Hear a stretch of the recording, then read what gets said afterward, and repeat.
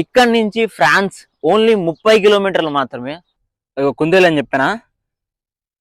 ఆడుతూ పాడుతూ వ్లాగులు చేస్తే అలుపు సొలుపేముండదు, కొండలు గుట్టలు అన్ని తిరిగి ఎక్స్ప్లోర్ అయితే చేసేద్దాం. వైట్ క్లిఫ్స్ యొక్క closest view point. Good morning from Dover.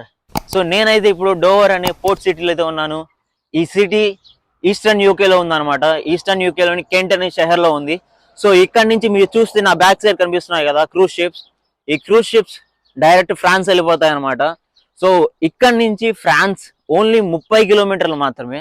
మీరు వింటుంది కరెక్టే, 30 కిలోమీటర్లు మాత్రమే. నా బ్యాక్ సైడ్ కనిపిస్తుంది కదా, అది వచ్చేసరికి ఇంగ్లీష్ ఛానల్ అనమాట. ఇంగ్లీష్ ఛానల్ అంటే ఫ్రాన్స్ కి అండ్ యూకేకి మధ్య ఉన్న బార్డర్, ఆ మధ్యలో ఉన్న సీన్ ఇంగ్లీష్ ఛానల్ అని పిలుస్తారు. సో మనమైతే ఈరోజు డోవర్ సిటీని ఎక్స్ప్లోర్ చేసేద్దాం. ఈ డోవర్ సిటీలో చూడాల్సిన టూరిస్ట్ ప్లేస్లు ఏమేమి ఉన్నాయి అవి మొత్తం ఎక్స్ప్లోర్ చేసేద్దాం. సో మీకైతే సిటీ మొత్తాన్ని ఈరోజు చూపించేస్తాను. సో గైస్, వీడియోని అయితే చివరి వరకు చూడండి, ఒక లైక్ చేయండి. ఆ లైక్ తోటి నన్ను మీరు సపోర్ట్ చేసిన వారు అవుతారు. అండ్ చలి అయితే చంపేస్తుంది. నేనైతే జాకెట్ అయితే తెచ్చుకున్నాను. ఇప్పుడు జాకెట్ అయితే వేసుకుంటాను. జాకెట్ మీద వీడియో షూట్ చేస్తున్నానని ఏమనుకోవద్దు. చాలా అంటే చాలా చలిగా ఉంది. ఆల్మోస్ట్ 6 degrees ఉందన్నమాట టెంపరేచరు.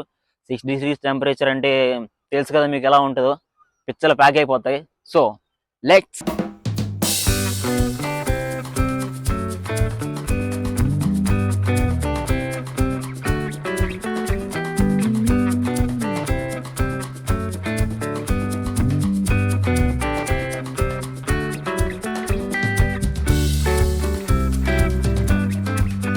అయితే ఇప్పుడు డోవర్ టౌన్ సెంటర్లో ఉన్నాము. ఇవన్నీ ఫుడ్ కోర్ట్స్ అనమాట. ఇది మెయిన్ బీచ్కి వెళ్ళే వే. సో ఇక్కడ చూసుకుంటే మనం ఇదేంటో వాటర్ వస్తున్నాయి దీంట్లో నుంచి పొగలాగా. నాకు అసలు అర్థం కాలేదు. ఫస్ట్ చూసి పొగ అనుకున్నా, తర్వాత పొగ కాదు, వాటర్ చిన్న చిన్న స్ప్రింకిల్స్గా వాటర్ వస్తున్నాయి. ఇది చూడడానికి చాలా బాగుంది. నేను ఇప్పటివరకు ఎక్కడ చూడలేదు, ఇక్కడే చూస్తున్నా. ఇది చూడండి వాటర్ ఎలా వస్తున్నాయో బయటికి. సో ఇది మెయిన్ టౌన్ సెంటర్ అనమాట.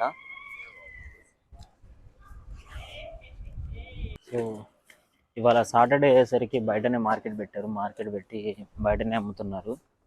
ఫ్రూట్స్ నుంచి వెజిటేబుల్ నుంచి అన్నీ, ఒకటని కాదు, అన్నీ బయటనే అమ్ముతున్నారు. సో ఇక్కడ గోల్డ్ షాపులు కూడా ఉన్నాయి గాయస్. ఈ అండర్ పాస్ చూడండి, సైకిల్ అండర్ పాస్. సైకిల్ కోసం ఇంత పెద్ద అండర్ పాస్ నేను లండన్లో కూడా చూడలేదు, ఇక్కడ చూస్తున్నాను. చుట్టూ పెయింటింగ్స్ మొత్తం అవన్నీ మార్బుల్ అనమాట. మార్బుల్ మీద, ఆ మార్బుల్ స్టోన్ మీద పెయింట్ చేసిన ఆ మార్బుల్స్ ని స్టిక్ చేశారు అక్కడ. సో మీరు చూస్తున్నారు కదా, ఇదే వైట్ క్లిఫ్స్ అంటారు అనమాట వీటిని. మీరు అక్కడ చూడండి, అసలు ఆ కొండకి ఎలా హోల్ చేసి అక్కడ ఎలా కన్స్ట్రక్ట్ చేశారో తెలియదు, కానీ అక్కడ పైకి వెళ్ళడానికి రోడ్డు కూడా లేదు దానికి. అక్కడ చూడండి ఆ చిన్న చిన్న రూమ్స్. ఇదిగో ఈ పెద్ద గృహ అయితే అసలు ఆడ ఎలా కట్టారో అర్థం కావట్లేదు. ఓన్లీ అది కూడా ఫ్లాట్ ఉందన్నమాట. ఆడ నుంచి కింద పడితే ఇంకేం లేదు. ఎట్లా కట్టారా బాబు అసలు, తెల్లగా అసలు ఏమన్నా ఉందా కొండ. హో, వాన పడలేదు, అదృష్టం కొంది. వాన పడి ఉంటే ఇది మొత్తం ఈ సున్నపరాయి కొండ ఇది మొత్తం జారిపోయేది. సూర్యుడితే బాగుండు. సూర్యుడే గొడుగు పట్టి.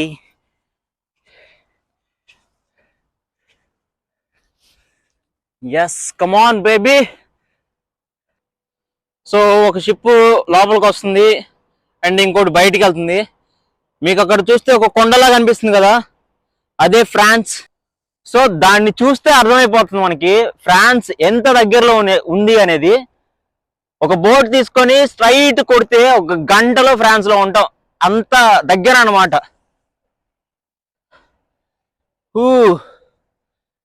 బ్యాక్ సైడ్ వ్యూ ఏంటి గాయస్, పోలా అద్దరిపోలా, షేక్ షేక్ షేక్ ఆడిస్తాం మనం, అట్లా ఉంటుంది మన తోటి.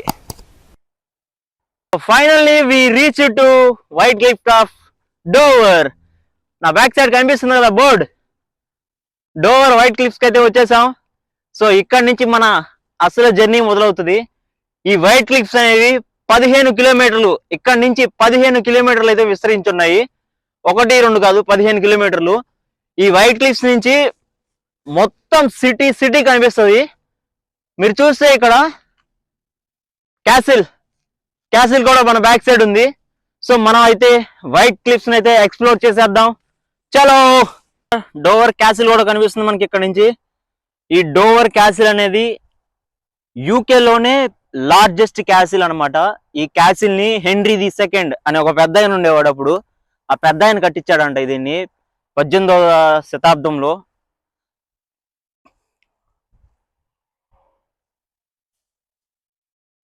చూడండి ఈ నేచర్, ఈ వెదర్ కి, ఈ నేచర్ కి, అబ్బాబ్బా అసలు ఏమన్నా ఉందా ఈ ప్లేస్.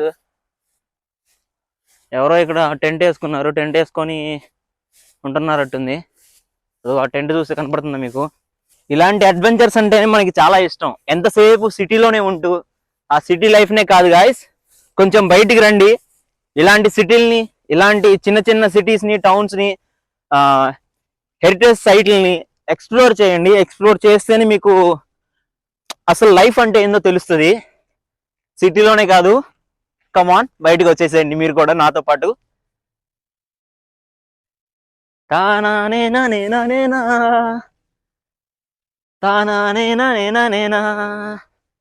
సో ఆ క్యాసిల్ వచ్చేసరికి ఆ పెద్ద ఆయన కట్టించాడని చెప్పా కదా.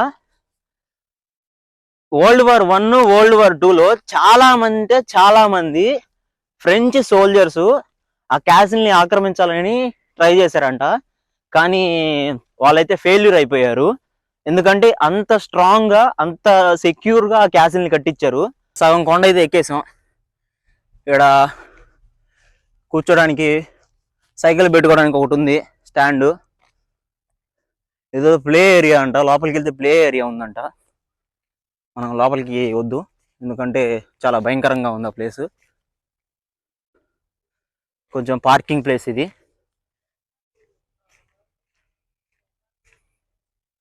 సో ఇక్కడైతే the white cliffs of Dover. ఇంకెంత దూరం వైట్ క్లిఫ్స్ బాబాయ్? ఇది పెద్ద బోర్డు పెట్టాడు ఇక్కడ, చూసారా? ఇక్కడి నుంచి ఇది అంతా వైట్ క్లిఫ్స్.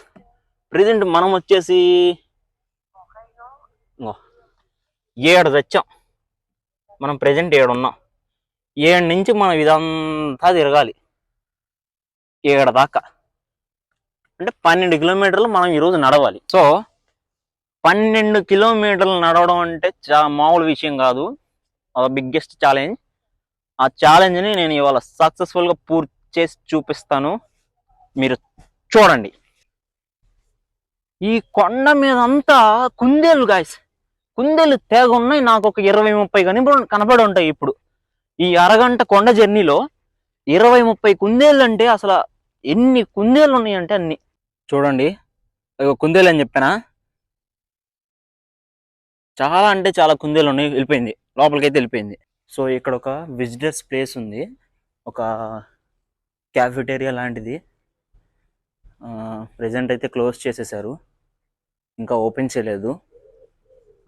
ఎవరో ఉన్నారు లోపల, కానీ ఇంకా ఓపెన్ చేయలేదు. ఇది ఒక క్యాఫే అనమాట. No dogs are allowed inside. Okay, మంచిది. ఓపెన్ చేయలేదు, ఇప్పుడే తాళం తీసినట్టున్నారు. జనాలకి ఇంకా ఓపెన్ చేయలేదు. మీలో ఎవరైనా టాయిలెట్స్కి వెళ్ళే వాళ్ళు ఉంటే ఇక్కడ టాయిలెట్స్ కూడా ఉంటాయి. ఎక్కడ పడితే చెట్లే కదా, ఎవరు ఏం చేయరని చెప్పి ఎక్కడ పడితే అక్కడ పోసేయద్దు.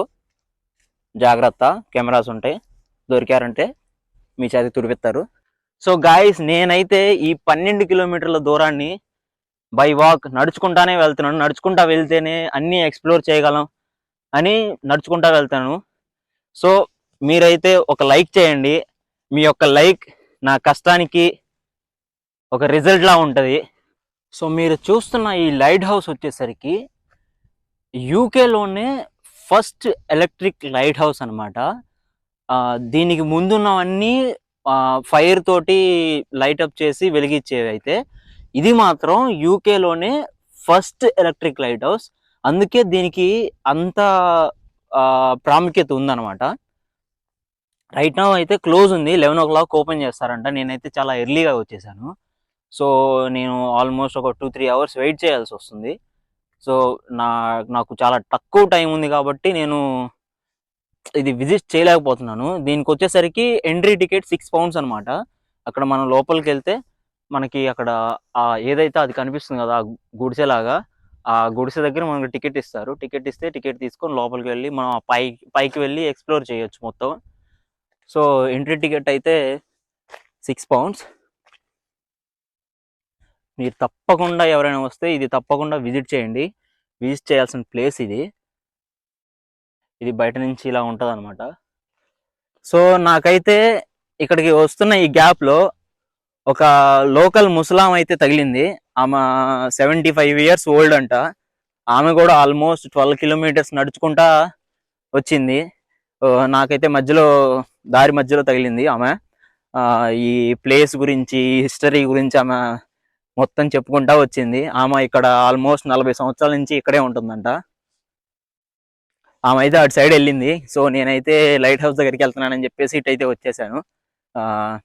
అన్ఫార్చునేట్లీ నేనైతే ఆమెతో వీడియో అయితే రికార్డ్ చేయలేకపోయాను. ఆమె వద్దన్నారు. బట్ ఒక ఫోటో అయితే దిగాను ఆమెతోటి. చాలా మంచి ఆవిడ.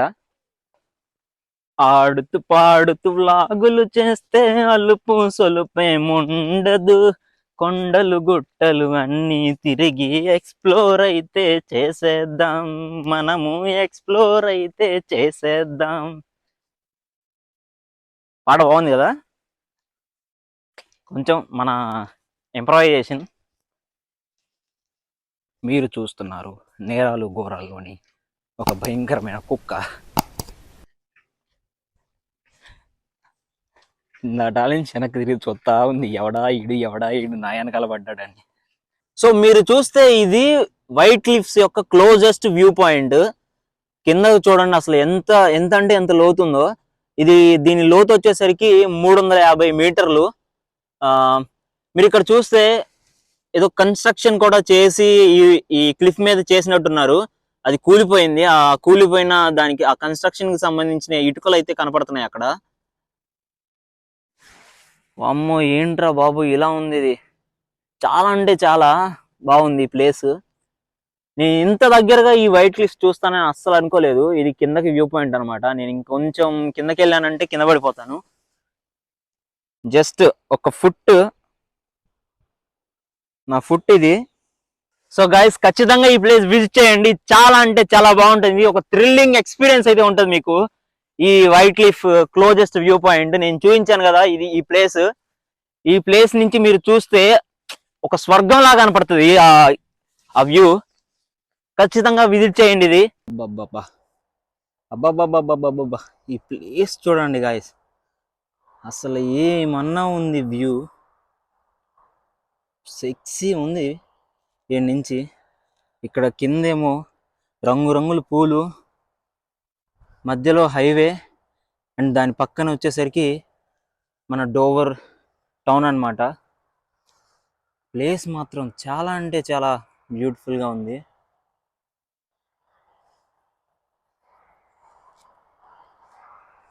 మీరు అక్కడ చూస్తే ఇక్కడ ఫుట్బాల్ స్టేడియం కూడా ఉంది బ్యాక్ సైడ్. ఇలాంటి సీనరీస్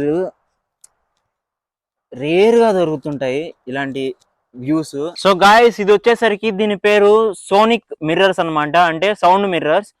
ఇవి ఎలా పనిచేస్తాయంటే World War I, II ఆ టైంలో కంటితో షిప్పుల్ని చూడకుండా ఈ సోనిక్ మిర్రర్లు ఏవైతే ఉన్నాయో ఈ మిర్రర్స్ ఈ సముద్రంలో వచ్చే షిప్పుల్ని, వాటి సౌండ్ని ఇవి పసిగడతాయి అన్నమాట. ఆ సౌండ్ ని పసిగట్టి వీటికి లోపల వైపు ఒక రాడ్ తోటి ఒక ఇనుప వైర్ తగిలించి ఉంటుంది అనమాట. ఆ ఇనుప వైర్ సహాయంతో పైన ఒక షెల్టర్ ఉంటది. ఆ షెల్టర్ లో ఉన్న సైనికులు ఆ సౌండ్ ని విని షిప్లు వస్తున్నాయో లేదో అని తెలుసుకునేవాళ్ళు. అప్పుడులో టెక్నాలజీ పెద్దగా లేదు కాబట్టి ఇదే పెద్ద టెక్నాలజీ అప్పట్లో. చాలా ఇంట్రెస్టింగ్ గా ఉంది ఇది. కూలిపోయినట్టుంది, అందుకే పైన సమ్ ప్లాస్టింగ్ వర్క్ కూడా చేసినట్టున్నారు. ఇది ఒక చూడాల్సిన ప్లేస్. ఇది వచ్చేసరికి ఆ షెల్టర్ అన్నమాట. ఇందులో ఉండి సైనికులు ఆ మిర్రర్ ద్వారా వచ్చే శబ్దాలని ఇక్కడి నుంచి వినేవారు. ఇక్కడి నుంచి విని వాళ్ళ సైన్యానికి అంతటికి తెలియజేసేవాళ్ళు. మంచి ప్లేస్, విజిట్ చేయాల్సిన ప్లేస్, తప్పకుండా విజిట్ చేయండి.